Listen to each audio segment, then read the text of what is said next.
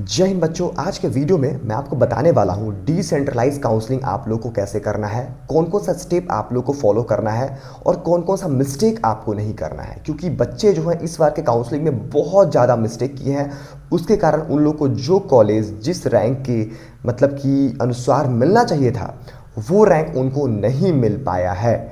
जितना वो डिज़र्व कर रहे थे वो रैंक उनको नहीं मिला है, क्योंकि जस्ट कुछ मिस्टेक के कारण। ठीक है, तो आप लोग को बिल्कुल भी मिस्टेक नहीं करना है। उसके लिए आप लोग को आज का वीडियो को पूरे एंड तक वॉच करना है। अगर आप लोग आज के वीडियो को पूरे एंड तक वॉच करते हैं तो आप लोग को डिसेंट्रलाइज काउंसलिंग के टाइम में कोई भी मिस्टेक आपका नहीं होगा।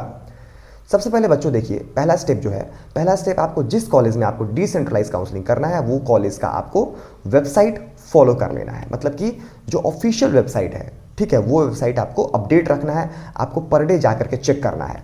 किसी भी तरह का आपको मतलब कि WBG बोर्ड का वेबसाइट चेक नहीं करना है, क्योंकि WBG बोर्ड पर कोई भी अपडेट नहीं आएगा। क्योंकि जितने भी डिसेंट्रलाइज काउंसलिंग होता है वो पर्टिकुलर कॉलेज में होता है। हर एक कॉलेज अपना अपना अलग से इंडिविजुअल काउंसलिंग करवाते हैं। इसीलिए आपको कॉलेज के वेबसाइट पे जाना है, वहाँ का वेबसाइट आपको फॉलो कर लेना है। जितना भी वेबसाइट है आपको फॉलो करके रखना है और नोटिफिकेशन ऑन करके रखना है। तो पहला स्टेप ये हो गया, आपको कॉलेज का वेबसाइट फॉलो करना है। दूसरा स्टेप ये हो गया कि आपको नोटिस का वेट करना है। अब जैसे ही नोटिस आएगा आपको नोटिस में क्या क्या सीन करना है, क्या क्या देखना है, तीसरा स्टेप में मैं आपको बताता हूँ।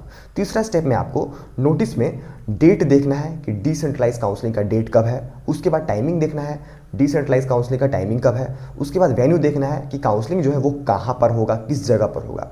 ये तीन चीज़ आपको प्रॉपर वे में देखना है। थर्ड स्टेप आपको मैं थोड़ा ब्रीफ में समझा देता हूँ। डिसेंट्रलाइज काउंसलिंग जो होता है वो सिर्फ एक दिन होता है। किसी भी कॉलेज में डिसेंट्रलाइज काउंसलिंग जो होगा उसका ड्यूरेशन सिर्फ एक दिन होगा। एक दिन में ही डिसेंट्रलाइज काउंसलिंग होता है और उसी दिन खत्म हो जाता है। ठीक है, तो डेट का आप लोग क्लियर हो गए।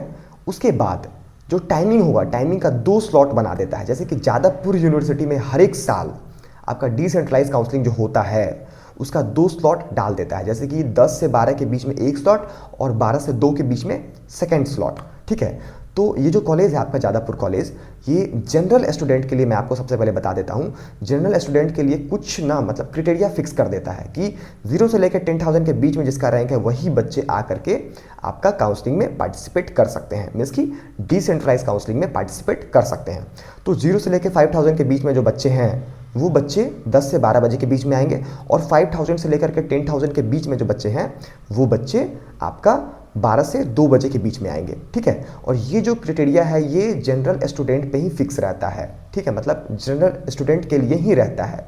ठीक है, इसके अलावा जो SC ST और OBC के जो बच्चे हैं वो बच्चे का कोई भी क्राइटेरिया फिक्स नहीं रहता है। वो कितना भी रैंक हो वो सारे रैंक वाले बच्चे पार्टिसिपेट कर सकते हैं। और चौथा, डॉक्यूमेंट कौन कौन सा लेकर के जाना है। तो डॉक्यूमेंट आपको जो डॉक्यूमेंट आप लोग काउंसलिंग में, फर्स्ट राउंड काउंसलिंग में, सेकंड राउंड काउंसलिंग में लेकर के गए थे वही डॉक्यूमेंट आपको लेकर के जाना है। इसके अलावा डिसेंट्रलाइज काउंसलिंग में फर्स्ट कम फर्स्ट सर्विस वाला रूल रहता है। मतलब कि जिसका रैंक अच्छा रहता है और उसके अलावा जो बच्चे पहले आते हैं उसको सीट मिल जाता है। जैसे कि हर एक कॉलेजेस में बहुत कम सीट बचा रहता है डिसेंट्रलाइज काउंसलिंग के लिए, 10 सीट 5 सीट बचा रहता है।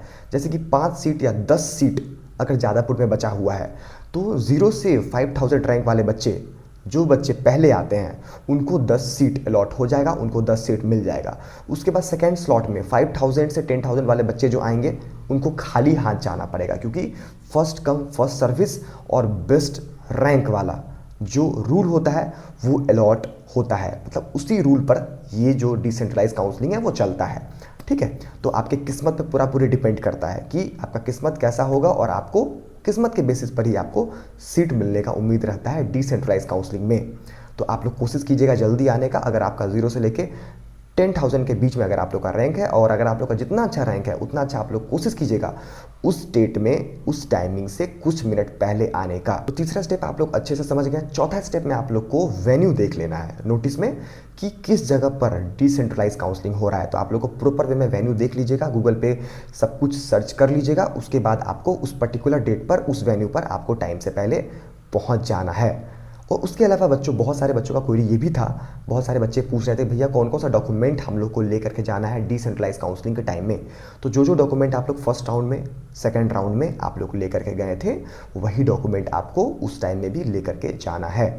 तो ये सारा चीज़ आपको डिसेंट्रलाइज काउंसलिंग के टाइम में करना है, इस चीज़ पर नोटिस करना है।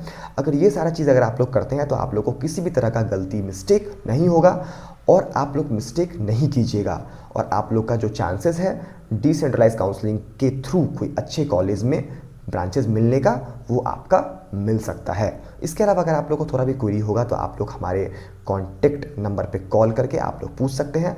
इसके अलावा आप लोग को वेस्ट बंगाल के प्राइवेट कॉलेज में एडमिशन लेना है और आप लोग प्राइवेट कॉलेज में पढ़ना चाहते हैं तो आप लोग हमारे नंबर पे कॉल करके क्वेरी कर सकते हैं।